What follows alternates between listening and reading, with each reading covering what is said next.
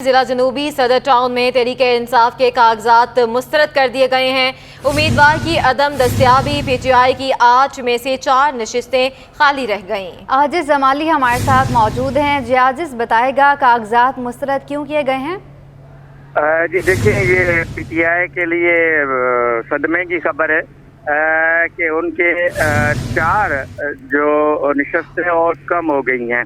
मखसूस नशस्तों में जब नॉमिनेशन हो रहे थे, फिर तस्दीक के लिए लोगों को बुलाया था, तो उनमें कुछ लोगों की तस्दीक नहीं हो सकी है, कुछ उम्मीदवार मौजूद नहीं थे। तो 4 सदर टाउन की 4 नशस्तों से, मखसूस नशस्तों में से पीटीआई के 8 नशस्तें थीं, जिनमें से पीटीआई को 4 मिल सकी हैं। 2 खवातीन, 1 नौजवान और 1 अकेलेती नशस्त पर पीटीआई के उम्मीदवार मौजूद नहीं थे या कागजात मुस्तरद हुए। इस वजह से 4 नशस्तें कम हो गई हैं पीटीआई की जिला जनूब के सदर टाउन से। जी ठीक है आजिज जमाली, बहुत शुक्रिया आपका। मुस्लिम लीग नून सिंध के सीनियर नायब सदर अली अकबर गुजर का कहना है कि मेयर कराची पीपल्स पार्टी का बनेगा। इत्तेहादी के नाते हमने डिप्टी मेयर का ओहदा मांगा है, जिसका फैसला दोनों जमातों की मरकजी क़यादत को करना है। आपको बताएं कि मुस्लिम लीग नून सिंध के सीनियर नायब सदर अली अकबर गुजर कहते हैं मेयर कराची पीपल्स पार्टी का बनेगा। तफसीलात जानेंगे अपने नुमाइंदे आजिज जमाली से, जो अली अकबर गुजर के हमरा मौजूद हैं। जी देखिए, कराची में मेयर और डिप्टी मेयर, चेयरमैनों और वाइस चेयरमैनों के इंतखाब के लिए सियासी जमातों के दरमियान जोड़ तोड़ का एक अमल जारी है। लेकिन यहाँ पे पाकिस्तान पीपल्स पार्टी की अहम इत्तेहादी जमात पाकिस्तान मुस्लिम लीग नून से गुज़श्ता रोज़ एक इजलास हुआ है इनका। पाकिस्तान मुस्लिम लीग नून के पास 14 नशस्तें हैं मखसूस नशस्तों के साथ, और चौथे नंबर पर पार्टी आई है यहाँ पे कराची में।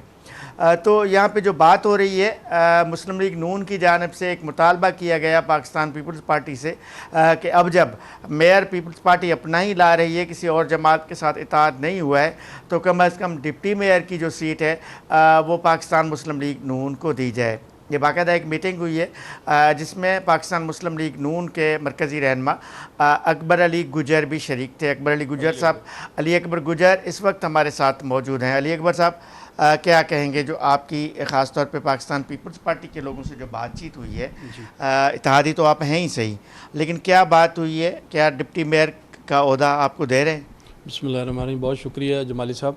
ऐसा है कि आपके इल्म में है पहले कि हमारा इत्तेहाद जो है वफाकी लेवल पे है, हमारा पीडीएम जो है हमारी जमात बनी, तो उसी सिलसिले की कड़ी थी, क्योंकि हमने लोकल गवर्नमेंट के जो इलेक्शन थे, हमने पीपल्स पार्टी ने और पाकिस्तान मुस्लिम लीग नून ने कराची में हमने मिल के तमाम डिस्ट्रिक्ट में हमने इत्तेहाद से इलेक्शन लड़े थे। तो उसमें हमने कोई 8 नशिस्तें जो थी शेर के हमने निशान पे जीती थी। बाकी पीपल्स पार्टी के कई जगह पे चेयरमैन उनका था, वाइस चेयरमैन हमारा था, तीर के निशान पे थे, कुछ हमारे शेर के निशान में थे। तो उसको आगे तसलसल को चलते हुए हमारी तरफ से ये अब हमने कहा है कि इस शहर में हम मिलकर सियासत पहले से भी कर रहे हैं और मज़ीद भी हमें आपस में मिलकर चलना है, पाकिस्तान की बेहतरी के लिए, आवाम की बेहतरी और जमहूरियत की बेहतरी के लिए और उसके तसलसल के लिए हम मिलकर चलेंगे। तो उसी सिलसिले में हमें हमारे सिंध की क़यादत जो थी, हमारे लोग थे ज़िम्मेदारान, मरकज़ की तरफ से एक कमेटी बनी थी, वो हम पाकिस्तान पीपल्स पार्टी के साथ हमने मुज़ाकरात कल हुए हमारे, उनके भी ज़िम्मेदारान थे और हमारे भी ज़िम्मेदारान थे। तो उसमें हमने कहा है कि हमें भी जो डिप्टी मेयर जो है कराची का वो पाकिस्तान मुस्लिम लीग नून को दिया जाए। मेयर उनका है, क्योंकि हमने इस सिस्टम को आगे बढ़ाना है, चलाना है, तो फिर इंशाल्लाह उस पर काफ़ी गुफ्तगू हुई है। क्योंकि पीपल्स पार्टी के जो ज़िम्मेदार थे उनको भी फ़ैसला उन्होंने भी नहीं करना था कि उन्होंने अपने मरकज़ी क़यादत को, आला क़यादत को देना था कि जी ये इनकी डिमांड्स हैं। जो छोटे छोटे दूसरे जो मामला थे उन्होंने कहा था कि ये तो कोई बात नहीं है, उसको तो हम आपस में म्यूचुअल अंडरस्टैंडिंग से हम तय कर लेंगे। उसका मामला जो है वो चेयरमैन साहब के पास, जरदारी साहब के पास रखेंगे।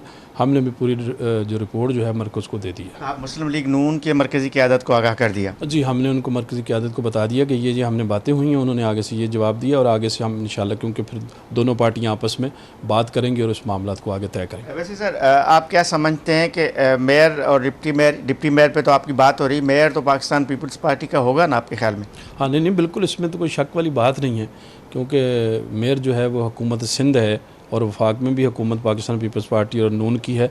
इस शहर की और सिंध की बेहतरी के लिए भी ये है कि यहाँ पे मेयर जो है ना पाकिस्तान पीपल्स पार्टी का और उनके इत्तेहादियों का होना चाहिए, क्योंकि लोगों के मसाइल जो अब हैं अभी वो मसाइल सारे के सारे वही हल हो सकते हैं कि सिटी गवर्नमेंट, सूबाई गवर्नमेंट और वफाक एक पेज पे होंगे तो कराची वालों के मसाइल हल होंगे। अच्छा, इसमें एक बात और है, जमात इस्लामी है मुकाबले में और उसके साथ PTI का एक इत्तेहाद है।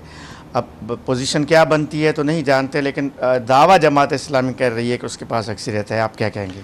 हाँ, वो लाजिम बात है कि वो एक पॉलिटिकल पार्टी है, उनके अपने मामलात हैं, वो अपने लोगों को साथ अपने यूनियन कौंसिल जितनी उन्होंने जीती हैं और PTI के लोग भी जीते हैं। और आपको पता है कि जो हालात आगे चल रहे हैं इस हिसाब से उनका अपनी जगह पे मौक़िफ़ अपना दुरुस्त है, पीपल्स पार्टी का अपना मौक़िफ़ है, हमारा अपना मौक़िफ़ है।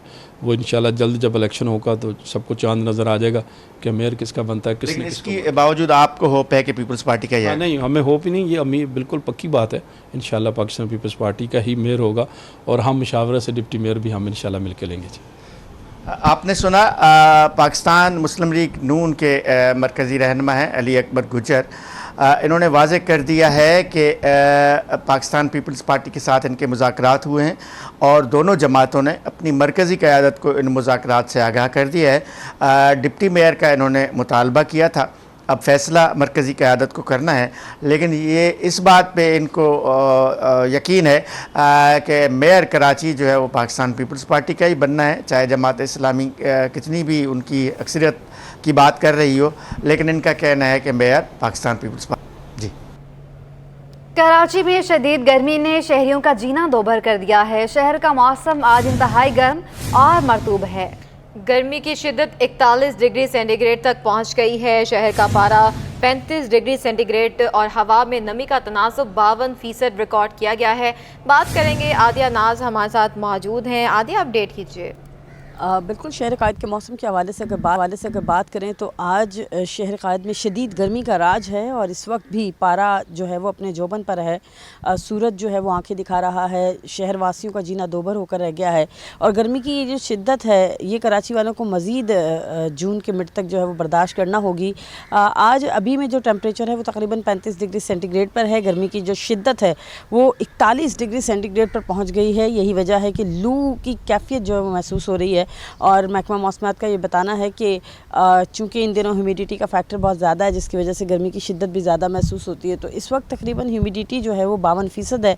महकमा मौसमात का बताना है कि आज जो मैक्सिमम टेम्परेचर है 37 डिग्री सेंटीग्रेड तक जाएगा। जो गर्मी की शिद्दत है वो अगर 37 डिग्री सेंटीग्रेड तक पारा गया तो तकरीबन 43 डिग्री सेंटीग्रेड तक महसूस होगी।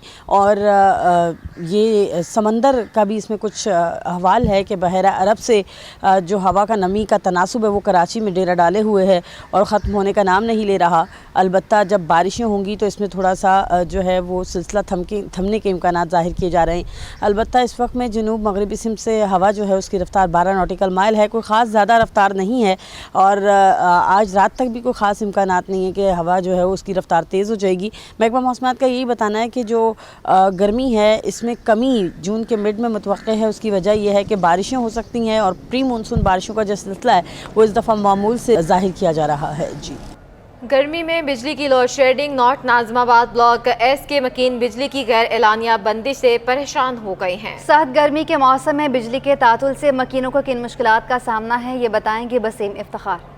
जी बिल्कुल, जैसे कि कराची का मौसम दिन ब दिन गर्म होता जा रहा है और ऐसे में लोड शेडिंग की सूरत हाल जो है वो शहरियों को उनकी मुश्किलात में इजाफे का सबब बन रही है। जैसे कि आज छुट्टी का दिन है, इतवार का दिन है और इस वक्त हम देख रहे हैं कि लोड शेडिंग की वजह से जो नॉर्थ नाज़िमाबाद ब्लॉक एस के मकीन है वो परेशान है। यहाँ के जो मकीन है उनसे जानते हैं, ये बताएगा कि कितने घंटे की लोड शेडिंग है और कितनी परेशानी का सामना करना पड़ता है, कौन कौन से घरेलू उमूर बिजली ना होने की वजह से मुतासिर होते हैं।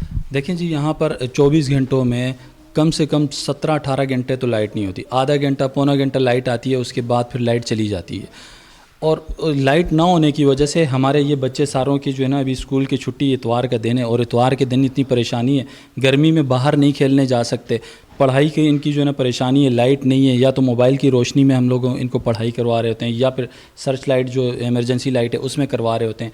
ना हम लोग फ्रिज यूज़ कर सकते हैं, ठंडा पानी तो मुयसर नहीं है हमें, और जो बोरिंग का पानी है वो भी हम मोटर बार बार चला नहीं सकते। उसकी वजह यह है कि लाइन हमारे पास है नहीं, पानी है नहीं, टैंकरों की भरमार है यहाँ पर, और बोरिंग की वजह से जो है हम लोग ये वाला पानी भी इस्तेमाल करने से कासिर हैं। जी बिल्कुल, ये थे देखिए मकीन ब्लॉक एस के जिनका कहना है कि इलेक्ट्रिक उन अनासर के ख़िलाफ़ कार्रवाई करे जो कि कुंडों के ज़रिए बिजली चोरी करते हैं, लेकिन साथ साथ उन सार्फिन को भी बिजली फराहम करे जो कि बाकायदगी से बिजली के इलेक्ट्रिक के जो है बिल अदा करते हैं। और इनका कहना है कि बिजली ना होने की वजह से उनके मामूलात ज़िंदगी जो है वो शदीद मुतासिर होते हैं, बच्चों को जो है वो शदीद परेशानी का सामना करना पड़ता है। जबकि के इलेक्ट्रिक का मौक़िफ़ है कि कराची में कहीं पर भी जो है वो गैर एलानिया लोड शेडिंग नहीं की जा रही है। अगर कहीं पर केबल फॉल्ट आते हैं या फिर तकनीकी ख़राबी आती है तो उसको भी ना दी जाए। जी, सरजानी टाउन में सड़कें तबाह हो गई। शाहराहों की खस्ताहाली के सबब शहरियों को शदीद मुश्किलात का सामना है। मजीद बताएंगे जावेद इकबाल। जी, मैं इस शहर क़ायद के मुज़ाफ़ाती इलाके सुरजानी टाउन से आगे वांगी गोड के पास मौजूद है, जहाँ पर पूरी सड़कें इलाके की तबाह हाल हैं, बर्बाद हो गई, खस्ता हाल हैं। और लगता है इसको यहाँ पे कोई पूछने वाला नहीं और कोई देखने वाला नहीं है कि ये सड़क में जहाँ मैं खड़ा हूँ एक चौराहा है जो मंगो पीर को जा रहा है, एक हिस्सा दूसरी तरफ 4K चौरंगी से आ रहा है और मदीना उल हिकमत की तरफ जा रहा है। यहाँ से स्टूडेंट भी बहुत बड़ी तादाद में गुजरते हैं जो मदीना उल हिकमत स्कूल कॉलेज यूनिवर्सिटी जाते हैं और बड़ी तादाद यहाँ शहरियों की भी रहती है। लेकिन लगता है हुकूमत को कोई फिक्र नहीं इस इलाके की। हम कुछ यहाँ पे शहरी हमारे साथ मौजूद हैं, उनसे जानेंगे कितनी परेशानी यहाँ पे, कितनी परेशानी है आप लोग को यहाँ पे, गाड़ियाँ का गुजरना मुश्किल है, कार हो, बस हो, ट्रक हो। साल हो गए यही हाल है, खड्डे, गाड़ियों का नुकसान होना, चल नहीं सकते, बंदा बाइक पे नहीं चलता, यहाँ हर एक गाड़ी में नुकसान होता है, बाइक वाले गिरते हैं। ये आपने सुना कि सारे लोग परेशान हैं, तकलीफ़ का सामना कर रहे हैं, लेकिन हुकूमत जो इस मसले को हल कर सकती है वो इधर देखना भी नहीं चाह रही। शायद वो समझती कराची का हिस्सा नहीं है, पाकिस्तान का हिस्सा नहीं है, ये मसाइल हल करना। यहाँ पे लोगों ने अभी आपने सुना कि अपनी शिकायत हमें बताई, लेकिन अब देखते हैं हुकूमत कब तवज्जो देती है। बता रहे हैं कुछ एक साहब के यहाँ पिछले 7-8 साल से सड़क ख़राब पड़ी है और कभी कभार हल्का फुल्का थोड़ा काम कर देते हैं, लेकिन कोई फिर देखें इतना बड़ा ये ट्रॉलर टैंकर जा रहा है NLC का, ये इसको गुजरने में बहुत मुश्किल हो रही है, बिल्कुल आहिस्ता आहिस्ता जा रहा है क्योंकि यहाँ पे सड़क बहुत ख़राब है, गाड़ियों को नुकसान पहुँचता है इससे। लेकिन W22 गाड़ी, इसका रूट बहुत लंबा है, मुसाफिर यहाँ बड़ी मुश्किल से गुजर रहे होते हैं, लेकिन लगता है हुकूमत कुछ करना नहीं चाह रही। लेकिन हमारी एक बार फिर हुकूमत से गुजारिश होगी कि आवाम के मसाइल पर तवज्जो दें, इस सड़क की हालत को दुरुस्त करें। जी, वाटर बोर्ड की ऑनलाइन शिकायत दर्ज करने वाली सर्विस गैर फाल हो गई है। वेबसाइट पर शिकायत का ऑप्शन काम ना करने पर सारिफीन ने सोशल मीडिया का सहारा ले लिया। शहरियों ने शिकायत के अंबार लगा दिए। शहरी वाटर बोर्ड की वेबसाइट पर ऑनलाइन कंप्लेन कराने से महरूम हो गए हैं। वाटर बोर्ड की वेबसाइट पर शिकायत इंदराज का पेज काम नहीं कर रहा, जिसके बायस परेशान हाल शहरियों ने सोशल मीडिया पर मसले को उजागर करना शुरू कर दिया। शहरी कहते हैं पानी मिलता नहीं, जो मिलता है वो गंदा होता है। अब वेबसाइट भी काम नहीं कर रही। वाटर बोर्ड पानी के निर्खों में तो इजाफा कर रहा है, सर्विस बेहतर नहीं हो रही। फ्राहमी और निकासियाब के मसाइल बढ़ते चले जा रहे हैं। बल्दियाती इदारों की मजदूर अंजुमनों ने फंड्स मुंजमद करने के फैसले की मुखालफत कर दी। कहते हैं बल्दियाती इदारों के फंड्स मुंजमद करने का फैसला शहरियों और मुलाजमीन के मफाद में नहीं है। मजीद बताएंगे रिजवान अहमद।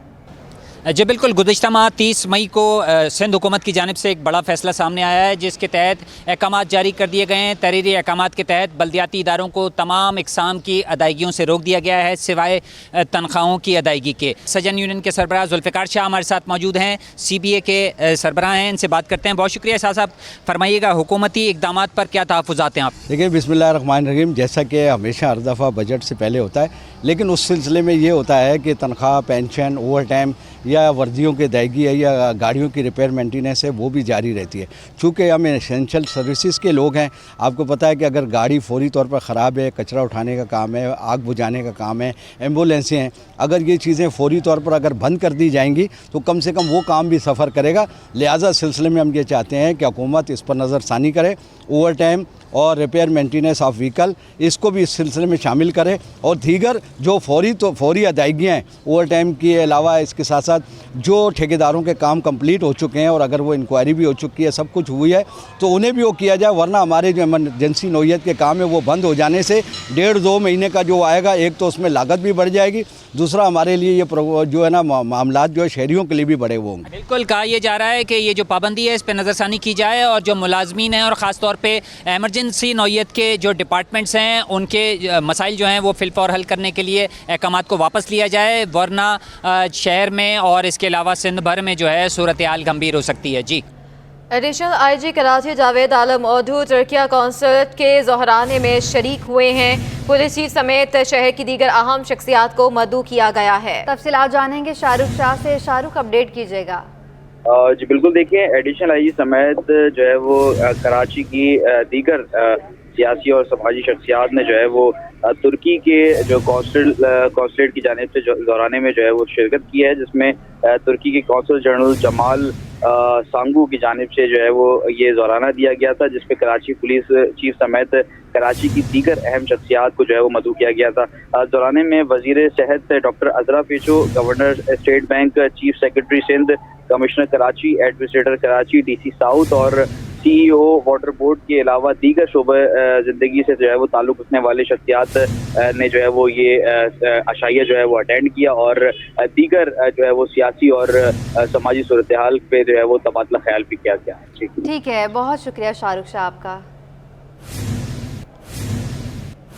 नॉर्दर्न बाईपास मवेशी मंडी में गहनी नस्ल की जोड़ी मरकज़ निगाह बन गई।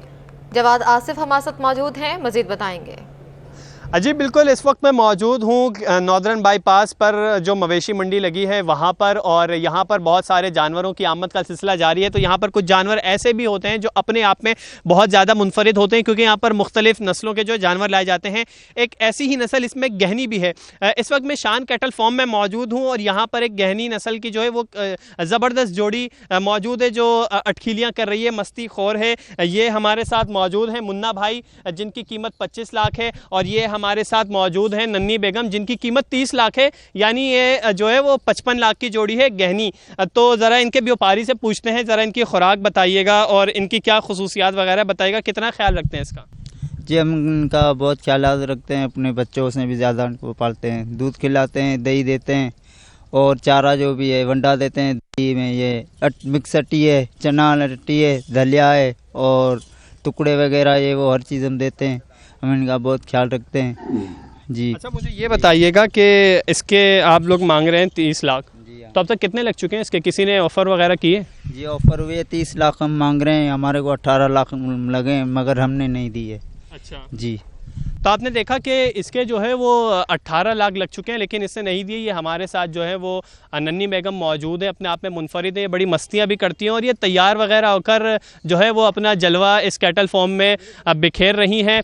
तो यहाँ पर हम देखते हैं कि बहुत सारे जानवर जो हैं वो मौजूद हैं, जिनमें बड़े जानवर भी हैं, लेकिन ख़ासकर ये दोनों जो हैं अपना जलवा इस मवेशी मंडी में बिखेर रहे हैं। और व्यापारी ये कहते हैं कि इसके जो है वो 18 लाख लग चुके हैं, लेकिन ये 18 लाख में देने पर राज़ी नहीं है। इसकी जो कीमत है वो 30 लाख रुपए पर ही बरकरार रहेगी। जी, हसन स्क्वायर पर कायम बकरा पीढ़ी में भी मुख्तलिफ रंगों के बकरे शहरियों की तवज्जो का मरकज़ बन गए हैं। तफसीलात बताएंगे सैयद नुमान गुल। जी हाँ बिल्कुल, ईद कुर्बान करीब आ रही है और कुर्बानी के लिए जो शहरी हैं वो मुख्तलिफ जानवर जो है वो अपने पसंद कर रहे हैं और जानवर ख़रीदने में मसरूफ़ दिखाई देते हैं। मैं इस वक्त, अगर मेरे कैमरामैन मेहदी आपको दिखाएं, तो ये इस वक्त हसन स्क्वायर की बकरा मंडी है, बकरा पीढ़ी कह लें आप इसे, और यहाँ पर मुख्तलिफ़ अक़साम के बकरे मौजूद हैं जिन्हें शहरी जो है वो ख़रीदने आ रहे हैं। मेरे साथ भी कुछ शहरी मौजूद हैं। सर मुझे बताइएगा ज़रा, कैसा बकरा लेने आए हैं, क्या आपकी रेंज है और क्या सौदा हो गया है अभी या नहीं हुआ है? सर अभी तो सौदा फ़िलहाल चल रहा है, सही अभी सौदा कर रहे हैं। हमारी रेंज तकरीबन 30 से 35 तक है, लेकिन यहाँ पे जितने भी बकरे हैं वो 50, 55, 60 तक के मिल रहे हैं। कोई सस्ता बकरा नहीं मिल रहा अभी तक, अभी पसंद कर रहे हैं। अच्छा, एक जो कि इस मंडी को चला रहे हैं उनसे पूछते हैं, उनसे भी जानते हैं। सर मुझे बताइएगा ज़रा, ये कीमतें क्या पीछे से महंगी आ रही हैं? ये इतनी महंगी कैसे हो गई चीज़ें? आप लोगों को पता है, जैसे आगे से जो पेट्रोल और सब कुछ महंगा है, ऐसे ये भी महंगा हो जाता है। बस किराया पहले जो है ना हम लोगों से 6,000 लेता था, अभी 12,000 एकदम ऑटोमेटिक। जितना वज़न होगा उसी हिसाब से पर 2,000 रुपये किलो जैसे आप बाज़ार में बिकते हैं वही हिसाब। ठीक है, यकीनी तौर पर यहाँ पर जो हसन स्क्वायर की मंडी है, यहाँ पर जो है वो वज़न के हिसाब से जो है वो बेचे जा रहे हैं बकरे। 2,000 रुपये किलो बताया है हमें, और यकीनी तौर पर शहरियों की आमदोरफ्त यहाँ पर जारी है। अपनी अपनी पसंद के बकरे यहाँ पर ख़रीद भी रहे हैं और वो अपने साथ भी लेकर जा रहे हैं। जी, क्लिफ्टन के इतवार बाजार में शहरियों ने अशिया आम मार्केट से महंगी होने का शिकवा कर दिया। अक्सा शाहिद मजीद अपडेट करेंगी। जी बिल्कुल, जैसा कि इतवार का रोज़ छुट्टी का दिन है, शहरी जहां अपनी जो है पूरे हफ्ते भर की थकान उतारते हैं, तो वहीं छुट्टी के दिन जो है अपने लिए वक्त निकाल के अपनी ख़रीदारी करने के लिए बाज़ारों का रुख करते हैं। मैं इस वक्त मौजूद हूँ संडे बाज़ार, क्लिफ्टन के संडे बाज़ार में, जहां जो है आपको शहरी ख़रीदारी करते हुए नज़र आ रहे हैं। अलबत्ता इतना रश यहाँ पर नहीं है, लेकिन जो चंद शहरी हैं उनमें से एक शहरी मेरे साथ मौजूद हैं जो इस वक्त ख़रीदारी करने यहाँ पर आए हैं। सर, मुझे बताइएगा कि आपको आम मार्केट से संडे बाज़ार में जो है वो कितना फ़र्क नज़र आता है कीमतों में? फ़र्क तो अगर मैं बताऊं आपको तो कंपैरिजन करते हुए तो बहुत ज़्यादा फ़र्क है, क्योंकि यहाँ पर ज़्यादातर ब्रांडेड चीज़ें आती हैं। अगर ब्रांड को हम डॉलर के हिसाब से देखते हैं और यहाँ पर वो चीज़ हमें 1000, 1200, 1500 रुपए की मिल रही है, तो बहुत ज़्यादा फ़र्क है, बहुत ज़्यादा चीप प्राइस है। लेकिन अगर हम यही लोकल मार्केट को देखते हैं और उससे कंपेयर कर रहे होते हैं, तो फिर वो कंपेयर करना नहीं चाहिए। बेसिकली उसकी वजह से वो इक्वल रेट लग रहे होते हैं कि ये लंडा की चीज़ भी जो यहाँ पर मिल रही है वही रेट है और जो नई चीज़ मिल रही है वो रेट है। क्वालिटी का फ़र्क आ जाता है। ब्रांडेड के हिसाब से बहुत अच्छी मार्केट है, बहुत अच्छे रेट्स हैं इसके। जी बिल्कुल, लेकिन आपने सुना कि इनका कहना है कि ब्रांड के हिसाब से जो है वो प्राइस यहाँ पर कम है, लेकिन अगर हम लोकल मार्केट से कंपेयर करते हैं तो उसमें हमें फिर भी ज़्यादा दिखते हैं। ख़वातीन के इस बारे में राय जानते हैं। आप मुझे बताएं कि आपको जो है वो संडे बाज़ार में वो चीज़ें मिल रही हैं जो आप खरीदना आई हैं? अभी तक तो मैंने ज़्यादा ख़रीदारी नहीं करी है, बस ये चप्पल वगैरह के पास ही आई हूँ, तो मैंने यहाँ पे चप्पल पसंद की है, ख़रीदी भी है। लेकिन ये है कि यहाँ पर मुझे जो लोकल मार्केट है उससे ज़रा मुझे महंगा ही मिला है। तो आपको मतलब यानी कि जितनी की नई न्यू चप्पल मिल रही है उतनी की यहाँ लुंडे की मिल रही है। मैंने जैसे एक आध चप्पल से अंदाज़ा लगाया है। अच्छा, तो आप मुझे बताएं कि फिर आपको क्या लगता है कि प्राइस कम होने चाहिए? प्राइस थोड़े और कम होने चाहिए, क्योंकि लुंडे के हिसाब से ना, यानी कि ये न्यू तो नहीं है ना, तो न्यू उसके हिसाब से तो प्राइस थोड़े कम होने चाहिए। जी बिल्कुल, लेकिन आपने सुना कि खातून का भी यही कहना है कि प्राइस जो है वो लोकल मार्केट से ज़्यादा है। ये है कि डॉलर के हिसाब से जो है वो शहरी ये कहते हैं कि प्राइस सही है, लेकिन जो है लोकल मार्केट से अगर हम कंपेयर करें तो प्राइस ज़्यादा होते हैं, क्योंकि ये चीज़ें जो है वो इस्तेमाल शुदा होती हैं, ना कि नहीं होती हैं। क्योंकि आजकल के दौर में जो है वो महंगाई इतनी बढ़ गई है कि आवाम की कुव्वत से जो है वो ख़रीदारी नहीं हो पाती।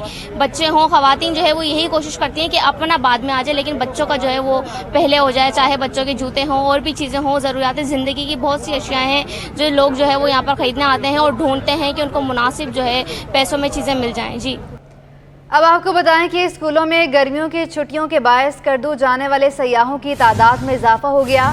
PIA ने लाहौर के बाद कराची से भी इस करदू के लिए बराह रास्त परवाजें शुरू कर दी हैं। बात करेंगे शाहरुख शाह से। शाहरुख, अपडेट कीजिए।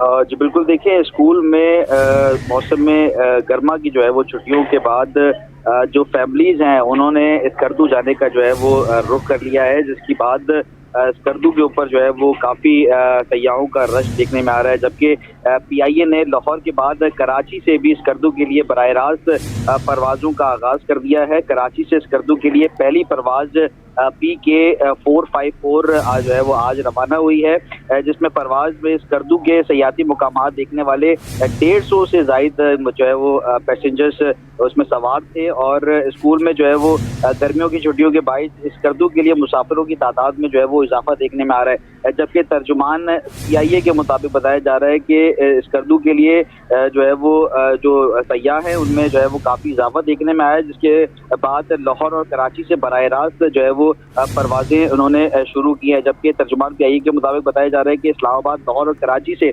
बैक वक्त स्कर्दू की परवाजें जो है वो चला रहे हैं। जबकि स्कर्दू के लिए लाहौर से जो पहली परवाज़ चली थी वो गुज़श्ता शब 3 जून को जो है वो ऑपरेट की गई थी। जबकि मजीद जो है वो तर्जुमान PIA के मुताबिक बताया जा रहा है कि लाहौर, इस्लामाबाद और कराची से मजीद परवाजें जो है वो स्कर्दू के लिए बराह रास्त चलाई जाएंगी। जी, ये भी बताइएगा रिटर्न टिकट के क्या रेट चल रहे हैं शाहरुख?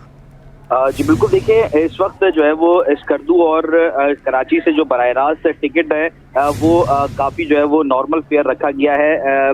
जो तर्जुमान PIA के मुताबिक बताया जा रहा है कि जो फेयर हैं वो तकरीबन 20 से 25 हज़ार रुपये के जो है वो फेयर है, जिसके ऊपर जो है वो मुसाफिर सफ़र कर सकते हैं। और इजाफा जब से जो है वो देखने में आ रहा है स्कर्दू के लिए जो है वो लोग सफ़र कर रहे हैं, उसके बाद से जो है वो मजीद परवाजें जो है वो डायरेक्ट परवाजें कराची, लाहौर, ठीक है शाहरुख शाह, हमें अपडेट करे थे, आपका बहुत शुक्रिया। एक्सपो सेंटर में पाक वेल के ज़ेर एहतमाम कार मेला जारी है। तफसीलात बताएंगे वहाँ मौजूद काविश मेमन। जी बिल्कुल, कराची के एक्सपो सेंटर में एक बार फिर कार मेला सज गया है और पाक व्हील के ताउन से इस कार मेले का इनेकाद किया गया है। माजी में भी हमने देखा कि कार मेले का इनेकाद किया गया और बड़े कामयाब रहे। आज छुट्टी का रोज़ है और उसके बावजूद शहरियों की बड़ी तादाद यहाँ पर मौजूद है। नई और पुरानी गाड़ियों की खरीदो फरोख्त का सिलसिला जारी है। इस वक्त मैं मौजूद हूँ टोयोटा के एक स्टॉल पर। मेरे साथ हेड ऑफ टोयोटा शोर मोहम्मद अमीन गनी मौजूद है, उनसे बात करते हैं। अमीन साहब बताइएगा, ओवरऑल कैसे देखते हैं इस इवेंट को? कामयाब है? ज़ाहिर है मैं ये तो सवाल नहीं करूँगा कि गाड़ियाँ सस्ती हैं, बहुत ज़्यादा महंगी है महंगाई की वजह से, लेकिन एक ही छत तले लोगों को हर तरह की गाड़ियाँ मैसर है। माशाल्लाह बहुत वंडरफुल इवेंट जा रहा है अभी तक। कस्टमर जिस तरह गर्मी है, हॉट वेदर है, इस तरह से हॉट कस्टमर भी यहाँ पे बहुत है। और हम टी शोर के पूरे प्लेटफॉर्म पे रिप्रेजेंट कर रहे हैं। टोयोटा शोर के सारे डीलर यहाँ पे मौजूद हैं और हम भी सारे इवेंट को फोकस कर रहे हैं कि हम किस तरह से आगे अपनी डील को आगे लेके चलें। टोयोटा शोर में ये फ़र्क है कि आपको टोयोटा शोर की वारंटी मिलेगी, आपको ओनर सामने नज़र आएगा कौन गाड़ी ओन करता है। हमारी गाड़ियाँ सारी तकरीबन सारी गाड़ी रिफर्बिशिंग होती हैं और हम after sale service value added product भी देते हैं, सब देते हैं। और हम बैठे हैं अपने प्लेटफॉर्म पे कि हम गाड़ी की हर चीज़ को ओन करते हैं और डॉक्यूमेंट की 110% वारंटी होती है। गाड़ी के साथ साथ डॉक्यूमेंट की भी वारंटी है। आपको पता चलेगा आपका ओनर कौन है और आपको ये पता चलेगा मैं गाड़ी किन लोगों से ले रहा हूँ। हम में और लोकल में ये काफ़ी डिफरेंस आता है। हम अपना डीलरशिप लेके बैठे हैं, डीलरशिप को ओन करते हैं, तो हर जिम्मेदारी हम कस्टमर की लेते हैं। आफ्टर सेल सर्विस भी देते हैं, हम 1000 किलोमीटर पे भी चेकअप देते हैं और 10,000 किलोमीटर और 15,000 किलोमीटर एक्स्ट्रा आपको वारंटी बुक आपके नाम की देंगे। जैसे आपने गाड़ी खरीदी तो वो वारंटी बुक हम आपको देंगे। तो टी शोर में और लोकल में ये काफ़ी डिफरेंस होता है। जी बिल्कुल, टोयोटा ने भी अपना यहाँ पर कैंप लगाया और बड़ी तादाद में यहाँ पर लोग आ भी रहे हैं। उनका ये कहना था कि ख़ास तौर पे पुरानी गाड़ियों की जो है वो लोग अब खरीद रहे हैं क्योंकि नई गाड़ी इतनी ज़्यादा महंगी हो चुकी है। ड्यूटीज़ और टैक्सेस लगने के बाद ज़ाहिर पुरानी गाड़ी भी महंगी है, लेकिन उसके बावजूद लोग यहाँ पर आ रहे हैं क्योंकि मुख्तलिफ ब्रांड्स ने यहाँ पर अपने स्टॉल सजाए हैं। तो उन पर जो एतमाद है कस्टमर्स का वो उनको खींचे चला यहाँ पर ला रहा है।